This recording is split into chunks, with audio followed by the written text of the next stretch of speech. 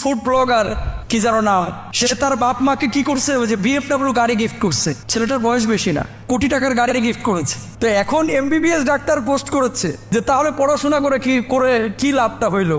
এ 30, 24, 25 বছরের বাপ মারে কোটি টাকার গাড়ি গিফট করতেছে ইনকাম করে, আর আমরা এত দূর পড়াশোনা করে এখনো 30-40 হাজার টাকা 50 হাজার টাকা কামাইতে পারতেছি না। এই থিমটা যাদের মাথায় ঢুকেছে এরা ভুল কনসেপ্টে আছে। মনে রাখবেন, বয়সের সাথে রিস্কের কোনো সম্পর্ক নাই, পড়াশোনার সাথে রিস্কের সম্পর্ক নাই। রিস্ক আসমান থেকে ফয়সালা হয়ে আসে।